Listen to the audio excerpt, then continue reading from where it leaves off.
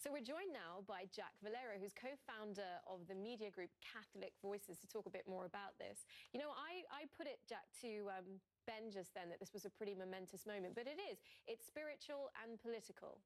Yes, and this is the first Pope from the American continent meeting the President of the United States. It's a very, very historical moment. I think we could look at what they might agree on and what they might disagree on. What they might agree on is on the issue of tackling poverty, as we've heard. This Pope has been very outspoken, saying, I want a poor church for the poor, and he has condemned capitalism that marginalizes the poor. He's been very strong on that. And I think he has talked about not just material destitution, but also moral destitution of those who are addicted to drugs or sex, and spiritual destitution of those who may be alienated from God and suffering.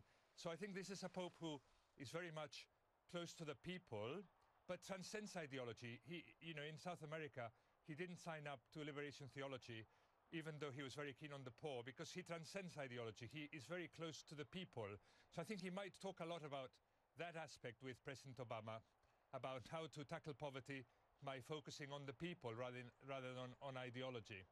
You know what, Jack? There might be some who would say, what difference does it make if the President of the United States and the Pope speak about political issues? So I want to put that to you and try and understand how dynamic the Pope can be when it comes to anything that actually has that political edge, and how far they can move along on issues like that. Well, I don't think the Pope will want to get involved in politics. He transcends politics. He's not talking about politics. He's talking about the kind of ideals that we must have in order to help human beings.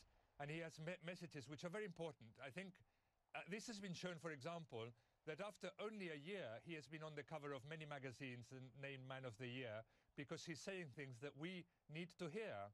So I think he has many messages that are important for us, which transcend politics, which I think President Obama can listen to, as we can all listen to, and can help us to tackle these issues of poverty and alienation. Very briefly, if you would, Jack, and as we see these live pictures of the motorcade, it's all very exciting over there in Rome right now. I just wonder, would the Pope be sitting there, would Pope Francis be sitting there thinking, you know, this is my chance to say to the President of the free world, or the leader of the biggest country of the free world, that somehow we've lost handle of our values, have we?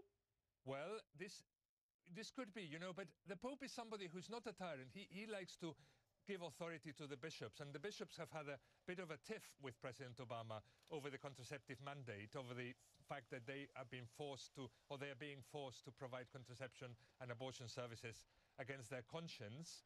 And I think he leaves it to them to say this is a bad thing, and he doesn't want to interfere with that process. You know, the bishops in the United States know the politics of the United States and how they affect people and the church there. But I think that the values of the Pope are very clear, and when the President meets him, he can see that, you know, these are values that are good for the whole of humanity, and I can be here and I can espouse those same values. OK, we'll have to leave it there. Jack Valero, co-founder of media group Catholic Voices, thanks so much for joining us on the show.